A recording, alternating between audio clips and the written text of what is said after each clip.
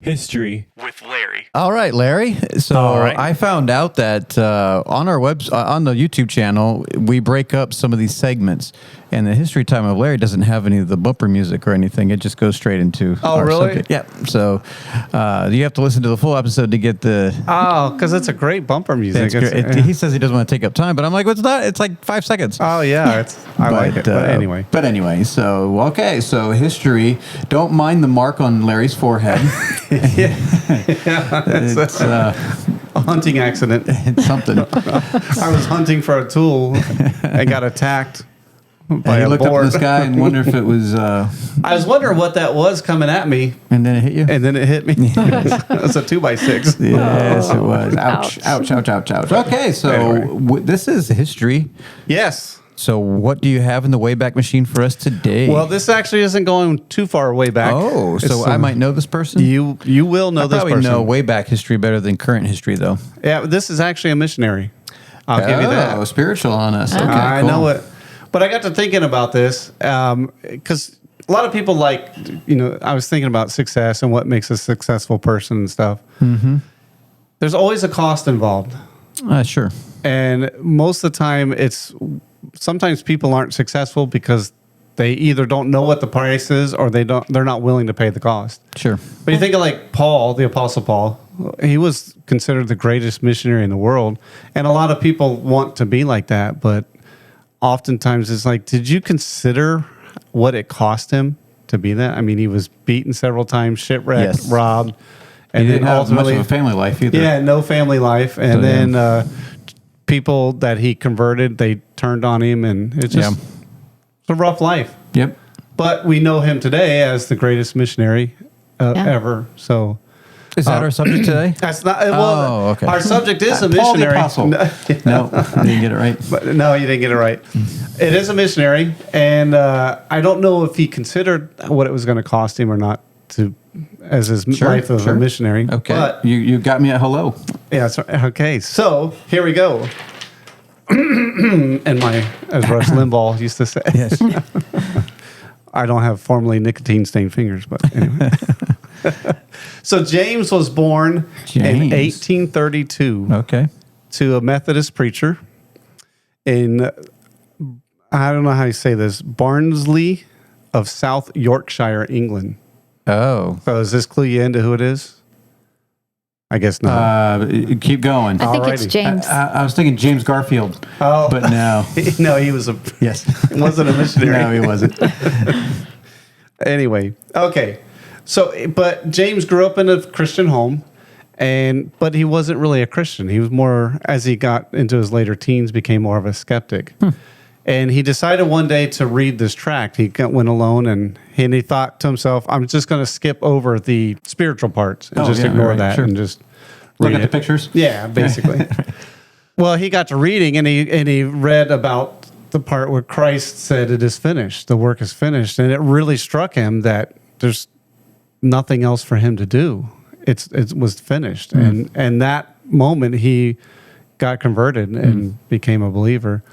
He found out later that at the exact same time he was reading that, his mom was like several miles away in a different town, and she was actually praying for him at that moment. And then he found out later his sister the week before had been praying for his conversion as well. So these things all came together. But anyway, so at 17, he got saved, born again, and became a believer and decided he wanted to be a missionary. Sure.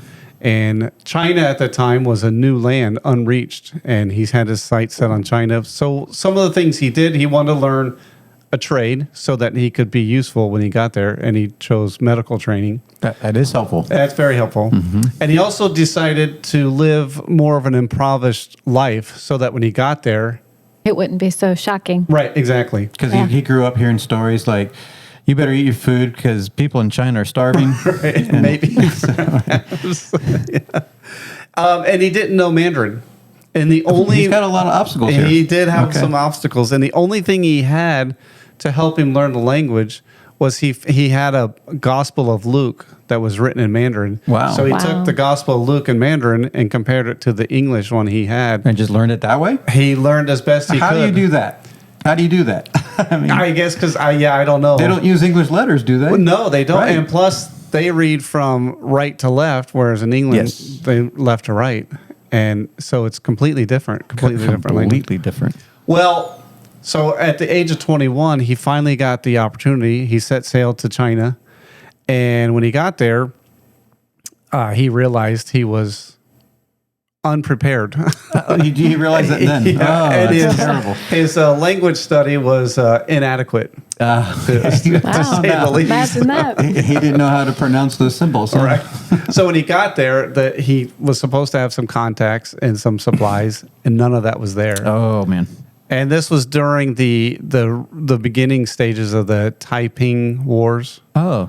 So When they got their typewriters out? And something like that. the typing wars? Anyway, I don't speak Taiping Chinese, Wars, so yeah. right. Anyway, so it was basically a war zone he went to. Sure. Here he's a foreigner. None of his contacts are there. They left because of the war, and of course because then they didn't have cell phones or What? email. Yeah.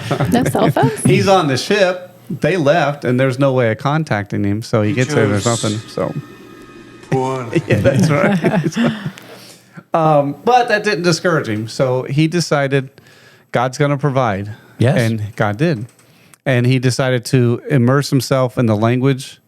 And so he learned it fluently.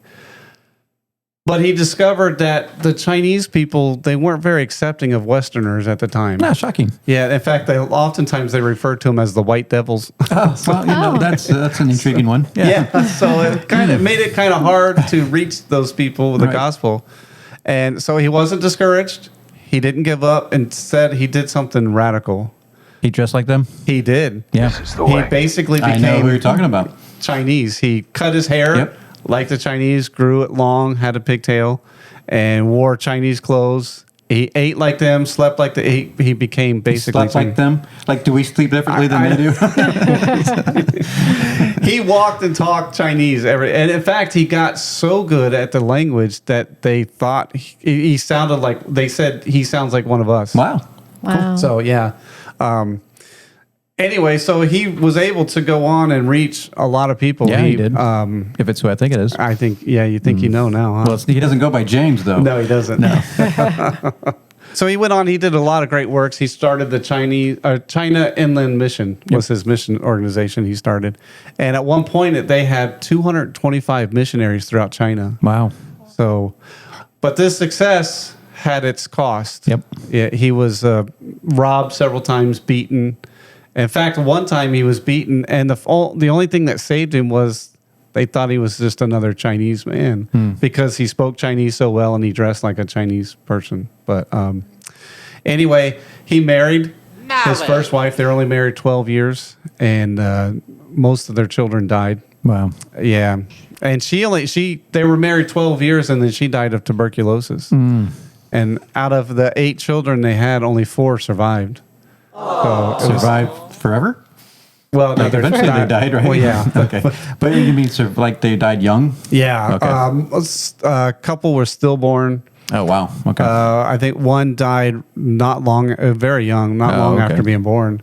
Died of malnutrition. wow. Wow. Their 8-year-old daughter, the first daughter, died at 8 years old of meningitis. Yikes. So very tough. And he actually, at one point, he just had just kind of a breakdown. He left China, went back to England, and it affected his health as well. He suffered from really poor health. Sure. But amazing story of reaching the Chinese people. In fact, a lot of the Chinese now can trace, if you will, their heritage or their exposure to Christianity back to him. Sure. And his mission outreach. I And- can't imagine anybody else. I mean, I know there's missionaries now, but Right. like the biggest one that comes to mind is him. You know, he was the first big one. I mean, there might have been someone else. There were a few others before him, but Okay. not. He actually had the greatest influence. Sure. So for those of you wondering, well, who is this guy? is it, man? That is this is the brief story of James Hudson Taylor. Yeah, I didn't realize his name was Wow. James. Yeah, he's named after his father. Okay, so he went by Hudson. Yeah, because and- it was cooler. Yeah, the interesting thing was he died June 3rd 1905. Is that the funny thing? Well, no, I mean, you just think of James Taylor as just, James Taylor. I mean, yeah, I know, I was Hudson like- Taylor. Yeah, Hudson Taylor as being, like 1700s or something. Oh, but I see what you're saying. It's Okay. more modern missionary. Yeah. Yeah. Okay, I see what you're Yeah. saying. Right. I was like, is that a significant date or anything? But No, it's in the I 19 knew of Hudson Taylor, but I thought it was, again, much older. But that was more recent times. 1905 wasn't that long ago. No, I No. mean, I wasn't around. Well, but, I wasn't It's either. getting longer ago. I know, yeah. That's right. But yeah, the Hudson Taylor. I mean, we've read many books on Yeah. him, and I'm sure somewhere in there it probably talked about him being called James, and all that. But I didn't pay attention. It's been Right, yeah. years Yeah. since we've read anything on Hudson Taylor. But we knew that he shaved his head Yeah. like a Chinese Yeah. Chinaman. Yeah. I don't know if you could say that these days. A Chinese person, Right. But the He was actually, in a sense, another story. So at one point, the hostilities grew so Sure. much that England told all the English people to leave China to get out of there. and he didn't. He didn't. He wanted to stay, but all his support dried up. Yeah. Other churches in England, they withdrew their support and stuff. But there was one man in England who really supported his work and thought it was worth him staying, and he gave $10,000. Wow. That was George Mueller. Oh, good up. Wow. Yeah, Okay. that was pretty wild. But The lights are going off behind you, Yeah. so I don't know what's going on. The light is broken. So anyway, all right. Well, thank you for that history lesson. Yeah. It was a little intriguing. Therefore, I mean, it was intriguing, but I didn't know who it was for a while. I'm like, That's who's good. James, the brother of Jesus? No, but James Hudson Taylor. Taylor, yeah. Not James Taylor. No, different person. Yeah, different person. So, all right, Joshua, why don't you thanks, Larry, for that, and Yeah, that's good. let's get out of here.